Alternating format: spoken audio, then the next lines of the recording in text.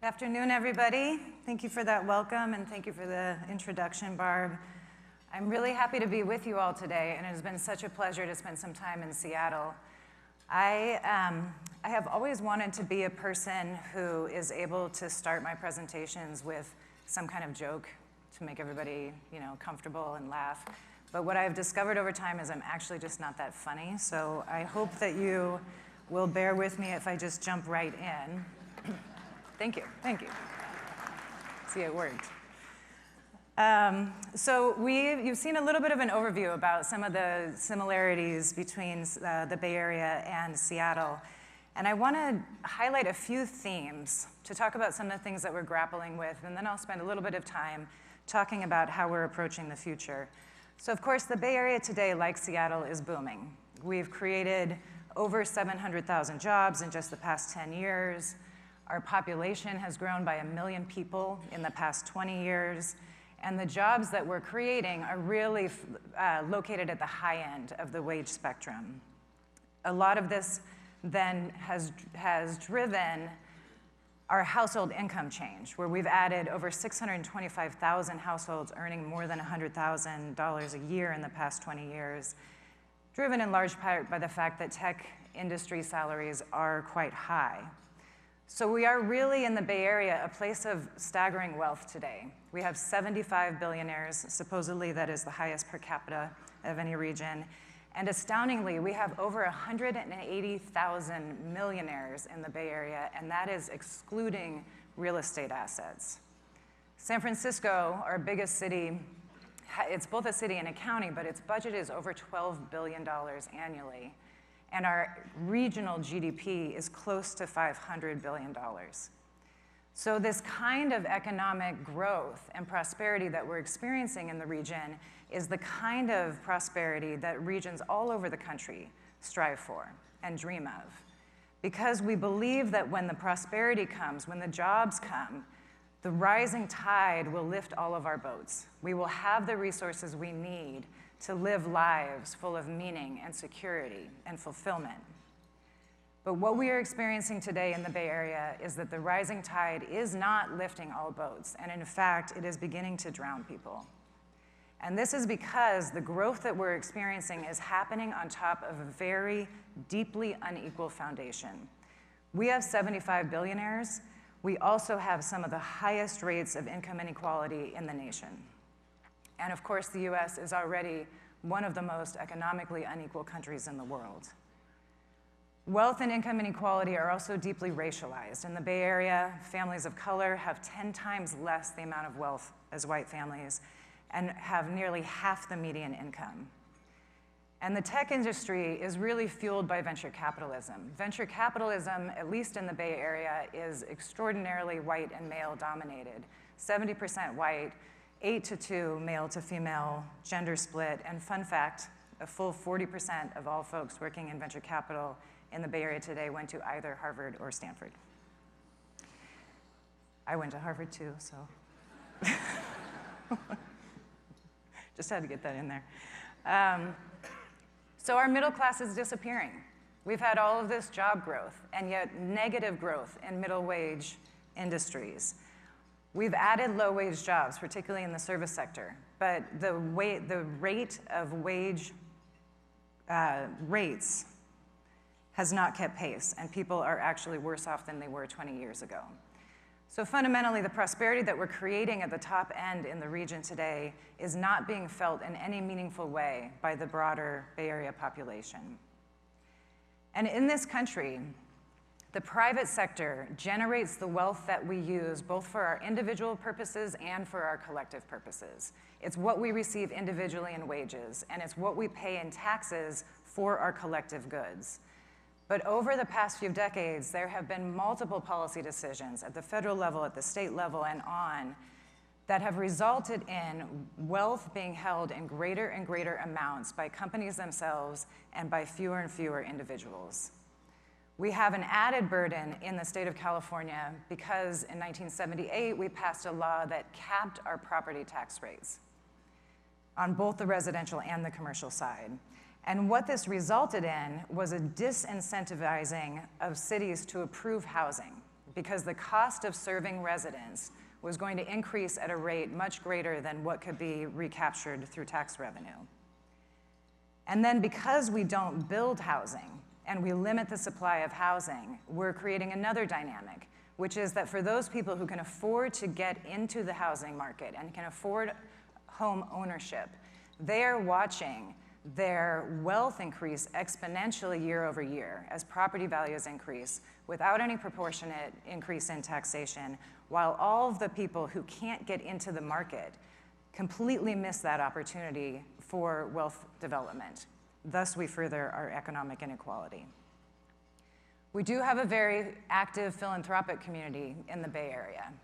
And in fact, a lot of folks report that this is one of their most important causes. But less than 10% of the money that is flowing from philanthropic endeavors in the Bay Area is going to the actual people of the Bay Area. So that's the money side of what we're experiencing. But there are other factors which are placing a lot of pressure on folks today. And part of it is that over time, we've really divested from the systems that are supposed to serve all of us, things like transportation and housing and education. And what that means practically is that individuals are carrying more and more of the share of what used to be publicly provided. And to go with just one example, one of the outcomes of the passage of Proposition 13 in 1978 is that California went from 5th in the nation in per pupil spending on education to 48th today. The incredible underinvestment in our school system has meant that more and more people are trying to find good education for their kids, meaning that they're leaving the school system altogether. We've always had people with means sending their children to private school. Now we have folks very much in the middle section of our economy doing the same. And what we see now, Oakland is one of our biggest cities in our region. 74% of the kids in Oakland are coming from low-income families, and at least 1,000 of them are homeless, and that is probably a number that is undercounted. Our lack of affordable housing and our overall lack of supply means that what the market can provide today is housing for people at 200% of AMI or greater. Those are the only people who can afford to compete in the marketplace. And so what's happening as a result of all of this is that we're losing our diversity as a region. Most profoundly in San Francisco itself, where we've seen over 60% decline in the African-American population in the last 5 decades. We also have the impacts of our spatial policy making, and we are a region, much like Seattle, that is defined by 3 different things. First, we embraced the highways movement back in the 50s and 60s, and it's really exciting that you all are looking at the different ways that you can recapture that land today. We haven't done that in a meaningful way as of yet. We also, when we embraced the building of freeways, we tore out existing rail systems. We tore out existing public transit systems. We also racially segregated our communities through redlining and racial covenants. And then we did something interesting in the 1980s. We embraced environmentalism. And now we have incredible amounts of really beautiful and pristine open space that we all can enjoy. And this was a really important decision. But what was missing when this decision was made was a commitment to start building housing where development already existed. And so largely, we have simply stopped building housing. And because we don't build housing, and because there is so much competition for places to live as our region is growing, where there's competition for the places that are relatively affordable. Now, those places are the places that were created through redlining for the most part, that suffered from underinvestment. Those are the places that are currently affordable. So we have now today the same pattern that we baked into our spatial organization of only allowing people of color to live in certain places. But now the process is one in which people with means are outcompeting those without, and the communities are moving outside of the Bay Area to find homes that are affordable. On top of all of this, we're short by hundreds of billions of dollars for public transportation, $7 billion just for a couple of years in San Francisco alone. So we have these incredibly soul-crushing commutes. Super commuters traveling 3 hours each direction to get to and from work. And we have people living at risk of climate change, wildfires, sunny day flooding, sea level rise, etc. So I don't know if this looks familiar to any of you who might have taken Psychology 101 in college, but this is Maslow's hierarchy of need. And Maslow argued that people are not able to fully self-actualize if their more basic needs go unmet, things like food and shelter and safety. And in the Bay Area today, the prosperity that we are experiencing is not translating into these needs being met. Every day, 1 in 10 people go hungry, and most acutely, we have 35,000 people living on the streets.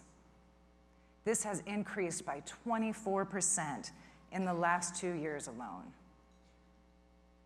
And what all of this data is not showing you, and what I hope to convey, is what this feels like. The fear that so many people in our region live with on a daily basis, every day, worried that some unexpected life event will be the difference for them between being housed and unhoused. It's also not really showing how high up the economic ladder this feeling of insecurity is climbing in our region today. We're just starting to see this now in attitudes towards taxation. So the Bay Area has long been a place that never saw a tax it didn't like. You know, we can reliably support public transportation taxes, schools taxes, et cetera. When we do polling today, we are finding for the first time people saying, no, I cannot afford even a 1/4 cent increase in a sales tax because of the impact it will have on my life. So that's the view from the Bay. So we are both living the dream and living the nightmare at the same time. We have growth, we have jobs, we have new technology, we have IPOs, and we have incredibly beautiful open space, and everybody's house is worth $2 million. And we are coming face to face with suffering and poverty and the failure of our collective systems on a daily basis. We walk out of that $2 million home and we step over people on the sidewalk. We build a new park, and we wonder not how are people going to use this, but how many people are going to live here. And what's frustrating about the Bay Area is that we complain about this, we are worried, we are wringing our hands, but we still refuse to build housing. So what do we do about this? And also, why does it matter? And I think this question of why it matters is important, and there are a lot of rational self-interest answers to this question. It's less expensive to avoid a crisis than it is to respond to a crisis. Companies really don't want to locate in places where their employees cannot afford to live. Societies that have greater equality are more stable than those which do not. But the question really at the heart of why it matters is a question of values and beliefs. And it's a question of what we're willing to accept for ourselves and what we are willing to accept for others. And I don't know about you all, but when I was growing up, what I was taught is that here in the United States, what we value, maybe more than anything else, are the rights of the individual. The right to say what we think, the right to go where we choose, the right to assemble with whom we please, the right to pursue happiness in the way that has most meaning for each of us. And this value comes from a foundational belief that is right there in the Declaration of Independence, that all men are created equal. And because we're all created equal, it follows that we would maximize our individual rights. And it is absolutely true that all men are created equal. I would argue that it is more true that all humans are created equal. But regardless, there are actually two problems with this foundational belief. And the first is that when this was written, it didn't actually apply to all men. It applied to all white men of a particular economic status. Racism has been part of our country from the beginning. People writing this didn't actually believe that Native Americans were equal to white people. They didn't actually believe that African Americans were equal to white people. They didn't actually believe that women were equal to men. They didn't believe that Southern Europeans were equal to Northern Europeans. So these individual rights on which we're based actually never extended to all men. And the second, really importantly, is that instead of understanding all men are created equal to mean that each person has the same inherent value, that no person is inherently more valuable than any other, we took this to mean that each of us has the same chance of success in life. And then that made us think that where we end up is not just a function of our individual choices, but a function of our individual goodness, our merit, our individual worth and value. So it followed that people with money and power were in fact inherently more valuable than people without. And we started to believe that people who were poor because they were bad, that it was their badness and their immorality that led to their poverty. And this is a really deep misunderstanding, and it has tragic consequences. Because what we believe about causality influences how we set things up and how we respond. So our belief that people with money and power were good meant that we created our systems, whether it was redlining or tearing out those public transportation systems, continue to push money towards those same people. And what it means today,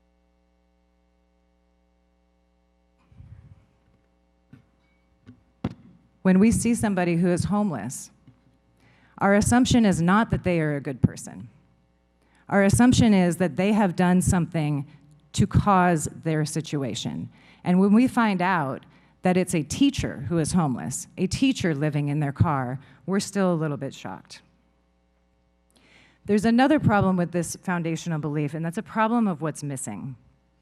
We somehow forgot or overlooked that our individual well-being is actually a byproduct of our collective well-being. And I'm just going to make this really personal. So today, when I go to work, I go from Oakland to San Francisco. I take our regional public transportation system. And I step out of BART in the morning, and sometimes when I'm coming up those stairs, what I am seeing is somebody shooting drugs into their neck. And sometimes what I'm seeing is somebody screaming obscenities at me.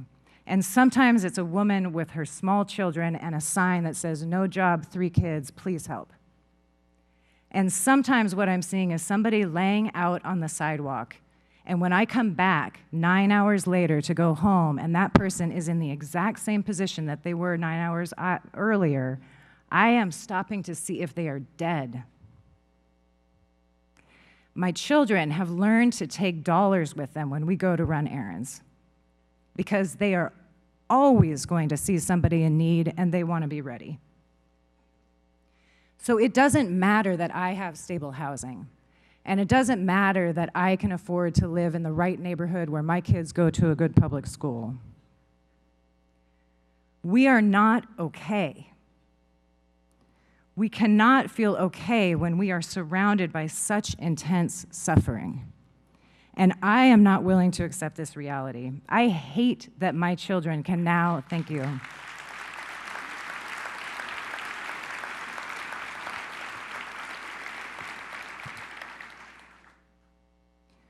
I hate that my children can now assess how long a person has been homeless. We should be living in a society in which homelessness is shocking. And we should be living in a society in which Maslow's hierarchy of need, those bottom rungs, are the bare minimum of what we meet. And for those of us who are fortunate enough to live lives where our needs are being met, we have got to recognize that, in fact, if they are not met for all of us, they are met for none of us. So the question is, what do we do about all this? So at Spur, we have been putting together a roadmap for a better future. And as part of this, we've been analyzing the trends and the forces that are shaping our region today.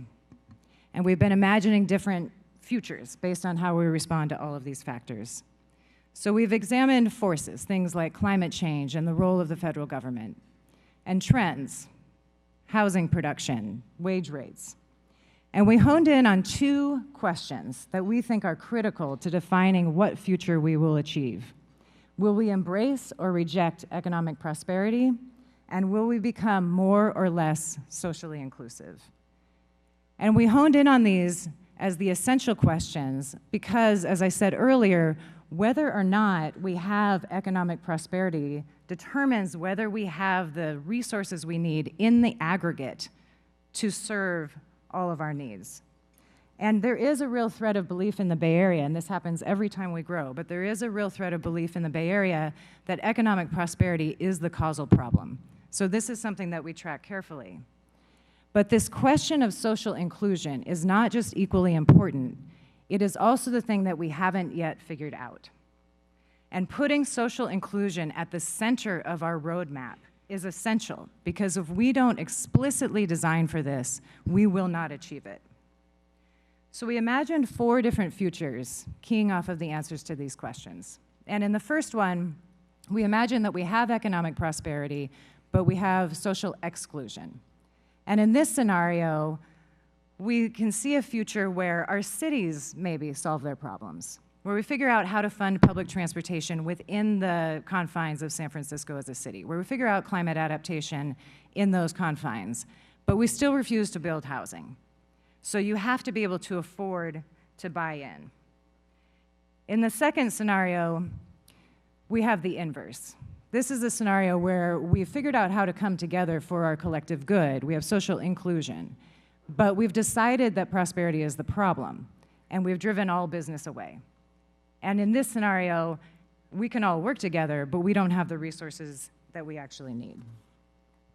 This third scenario is the one where we have neither economic prosperity nor social inclusion, and this is definitely the dog-eat-dog scenario. This is the version where a handful of people figure out how to have enough money to live decent lives, and everybody else is essentially screwed. And the people who have money end up having to live very armored lives as well. There's really no security. And then in the fourth scenario, we have a combination of economic prosperity and social inclusion. And the key again here in this scenario is the focus on collective action for collective good. We embrace our economic success, and we direct more of our resources towards the social systems that we all need to thrive. And really importantly, underlying this scenario is the recognition that none of us are okay unless all of us are okay. And we do really believe that that future is available to us. We have to be very careful as we're designing interventions going forward that we think beyond our city limits, or we risk creating a gated utopia. And as you all think about the future of Seattle, I encourage you to think about what would happen if Seattle solved all of its problems, but the surrounding communities were left behind. But to achieve this future, the most powerful thing we could do is to expand our belief system, expand our values, so that we're designing our future explicitly around the concept of interdependence rather than independence. Recognizing, however, that belief systems can be challenging to change, there are more practical and tactical steps that we can take. We can start by prioritizing investment in the systems that are meant to serve all of us. And we've been incredibly jealous of ST3 in the Bay Area. Public transportation investment is one of the most essential things we can do if we want to create communities where all people can thrive. Similarly, we can prioritize residential development. Nationally, our cities are facing housing affordability crises, and to address this, we must be building vastly greater numbers of housing units. We can invest in climate adaptation. We know that climate adaptation will hit our most vulnerable communities the hardest, and we are already seeing this in action. And really importantly, we have to start rethinking our social safety nets, our access to opportunity, our schools, because we can't climb the hierarchy of need if the ladder isn't there. And to enable all of this, which represents really significant investment, we have to consider how we're using our resources. On both the collective side and the individual side, we are underserved. It is time for us to prioritize investment in our collective needs, and it is time for us to bolster both the incomes and the wealth of those who are at the bottom rungs of our economic ladder. Poverty becomes intergenerational because we don't give people enough to get out of poverty. There are very, very few people in this world who choose to be poor. This is a structural problem, and it requires structural reform. So sometimes when we're confronting challenges at this scale, it can be a little bit overwhelming. And certainly as an individual, it can feel very much like, where do I go? How do I even start? But I want to just remind us that those of us in this room today are the ones who are making and shaping the policies that impact all of us, whether it is company policies or city policies. We have the luxury of choice and we have the power of collective action. I wish you all could see yourselves right now, because I see a huge group of people with potential for collective action. We are the ones, whether we are on the public side or on the private side, we are the ones who are pushing ballot measures, and we're funding council member campaigns, and we're rebuilding the waterfront, and we're rethinking zoning, and we're writing new company policies. We can choose a different future, and I hope that it will be one that serves us all. Thank you.